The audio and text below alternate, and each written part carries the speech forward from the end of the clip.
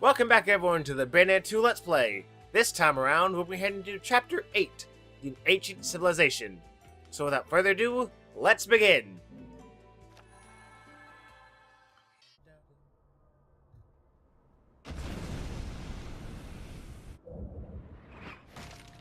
Okay, so apparently we're underneath the ocean.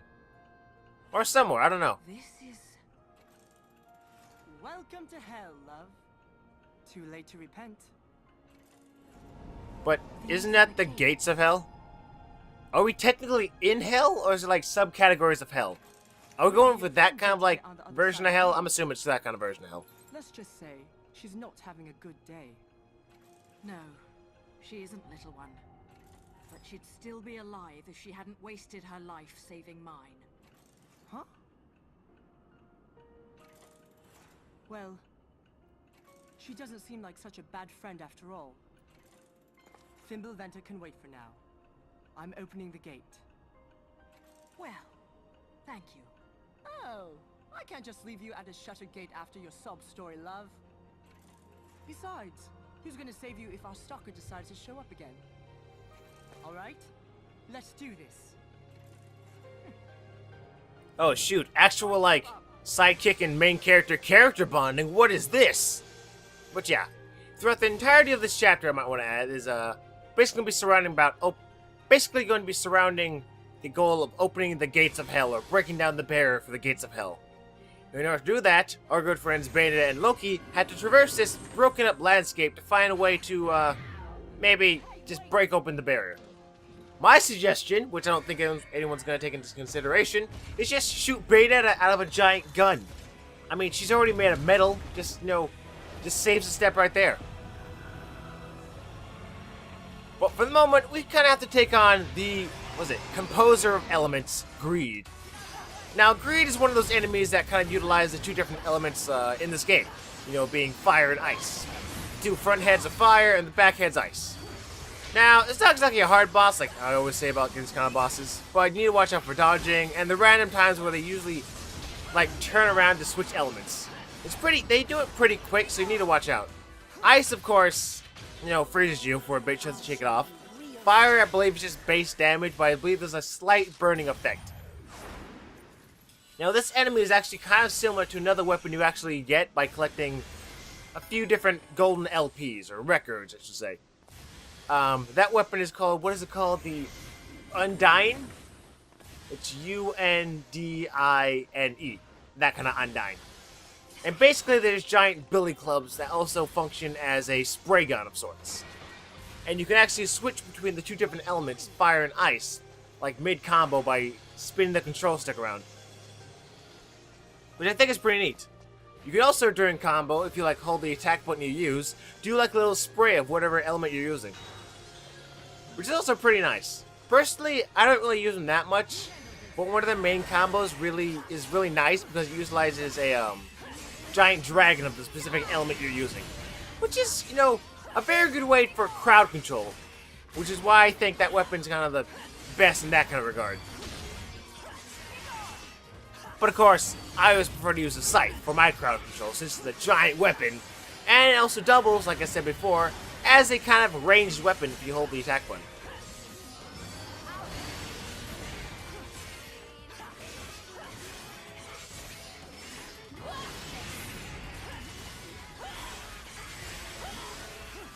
These actually take forever to die. Is that it? Everyone dead? Everyone good? I'm gonna take all your hearts.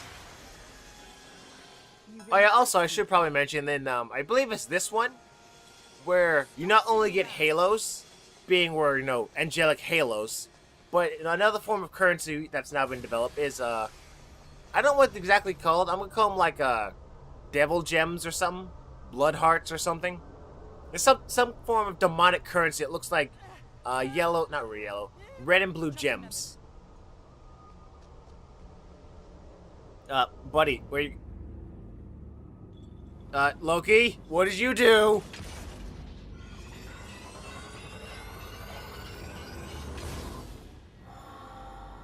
Okay. That's more of a pillar, prism kind of thing, but whatever.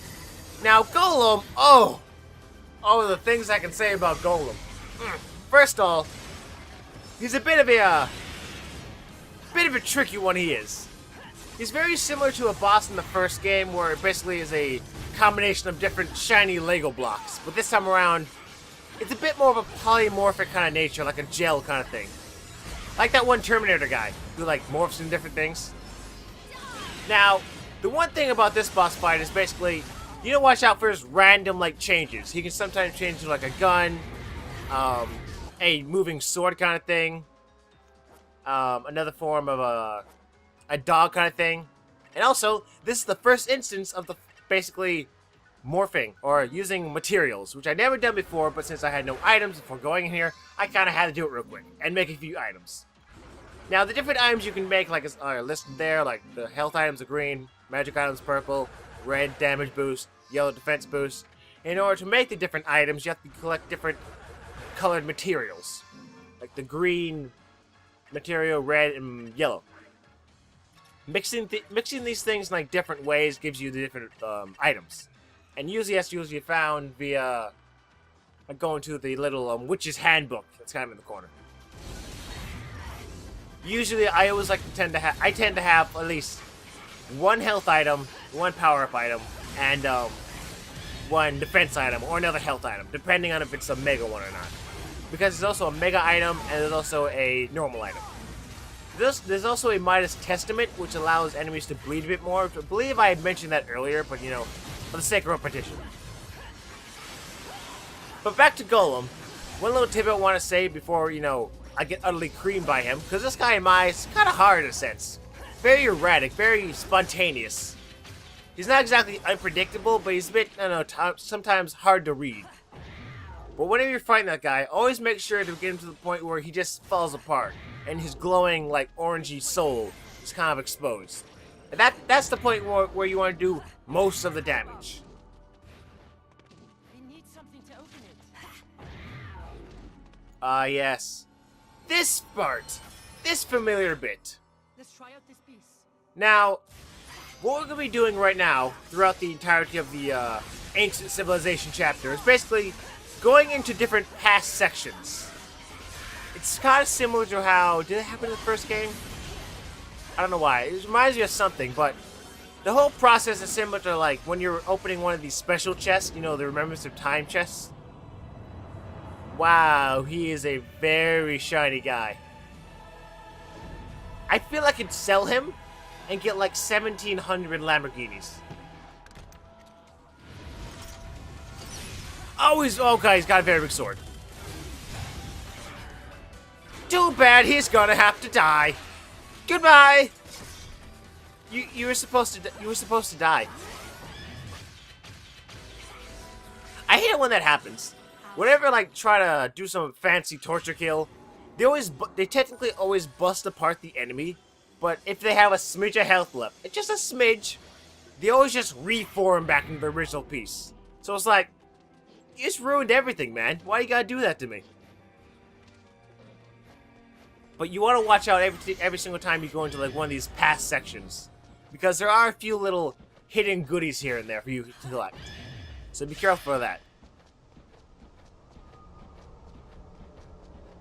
Ka. Hey, that looks like a gravity changing thing. That looks very familiar. Wait a second. Are we gonna do with my plan? Oh shoot! We're using Bayonetta as a railgun bullet. Ha! They actually listened to me. This is actually a pretty fun section though, because basically you were using Bayonetta as a railgun, busting open little bits and pieces of the gates of hell. Do be careful though on those sections, because while you can collect certain demon heart monies from the floating crystals, there are also, I believe, on one of them or two of them, a moon pearl or a witch heart piece. So that's usually located not in a blue one but in a red one to help indicate which one's which. So that's kind of a little secret for you there. It's only a one-time go though, so if you miss it, you can't go back. You kind of have to restart the chapter at that point. It's one of those kind of things.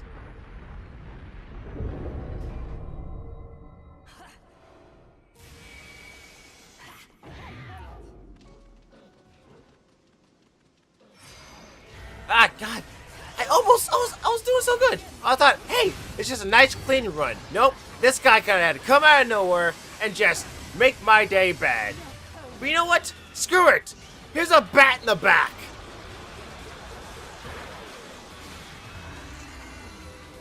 That's just straight up unnecessary, by the way. I'm also very glad the fact that I'm using Bayonetta as a metal form for the one chapter where basically you shoot her like a bullet. That was actually done by complete accident. Because when I'm going through these chapters, when I'm recording them in post, or pre-recording them, or whatever, however you want to say it, I just pick a costume like, hey, have I done this one yet? No. Okay, let's try this one. Which is why, like, the first proper chapter, I'm in a schoolgirl outfit. Or Bayonetta is in a schoolgirl outfit, I should say. Also, collectible tip number 1. If you jump over here, float over here, there's a golden LP piece over here. So, yeah. Little hunting tip for you guys that want to go out and look for that. Of course, there's also another secret fighting, I guess, verse over here. So if you want to wreck this guy pretty fast, come over here, get a free LP piece, and get a better score. It's all good.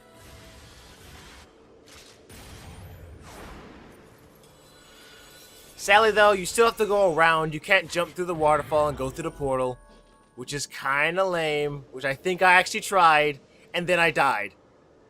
Because at that point, I was like, well, I messed up. We all messed up. We all mess up sometimes, but that's pretty bad. And that's the only time you're ever going to see me, quote-unquote, die. Even though, technically, if you fall off the cliff at any point, you don't die. You just lose a bit of health. Sometimes, at least. And of course, everyone remembers this bit. This is when the first or second chapter, or whatever chapter it is, where we met Loki. And we helped him out, and he was in his shield bubble, and then he was doing absolutely nothing. That was good times. I actually wonder if Loki can actually die. I mean, I've never seen him, like, really lose health at all.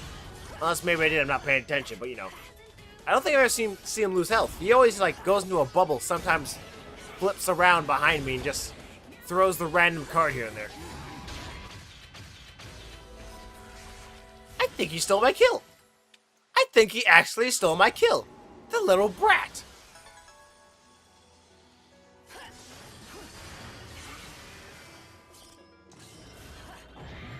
Don't forget to search around where you are to get some extra goodies. Oh, everything's flooded. They always like to mix up the little sections you go into, which is nice. So it's not just a carbon copy. Just go back here and, oh, let's do everything again. Because that will be bad. I'm really not looking forward to that. Just a little aside. Whenever I get, what was it? Not Metal Gear Solid. Devil May Cry 4. Because the special edition is coming out, and I really want to play it. But I know about the one part in the game where you literally backtrack throughout the whole game. Not gonna say why. I kind of know why. But, I'm not looking forward to that bit. But, alternate characters. That's always fun. Like, was 5 different characters. No, 3 different new characters. So that's always nice. Since I've now gotten to the mode where I'm just playing, like, different games. Or more games in this genre. Maybe I might do an LP of it. Maybe I might do a stream of it. I don't know. I gotta wait for the game to come out in, like, June.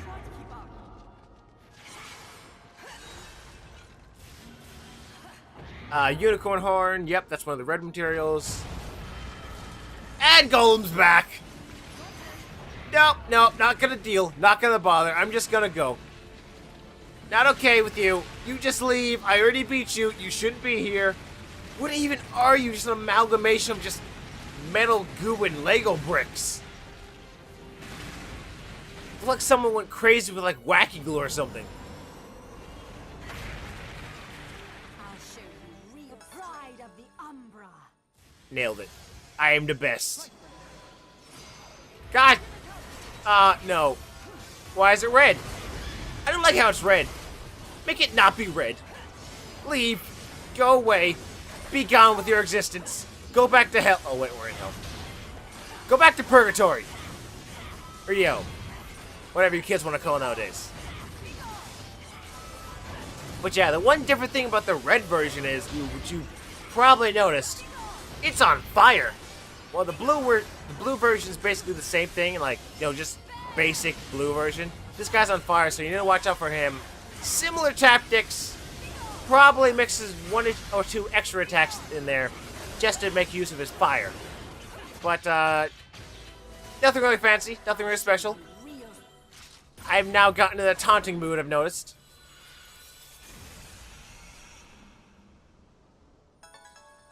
But, now it's time for shoot Bayonetta out of a railgun, round 2.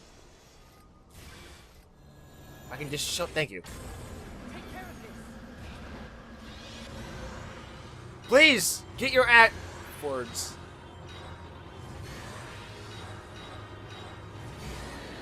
And die! If only I was like super heated, then I could easily pierce through. Oh yeah, I forgot. I don't know why I forgot that. We only take down 2 of the parts of the Gates of Hell barrier. It's still gonna be next chapter, chapter 9. No. Yes, chapter 9, where we actually break down the final chapter to open up the gates, or yeah, flip the gates to how the correct position is, and do a little extra in the chapter 9, the Gates of Hell. It's not gonna be just that, don't worry. There's gonna be a little extra action, as it were. So, this has been the Afro Battler, and I hope to see you guys then. Bye-bye!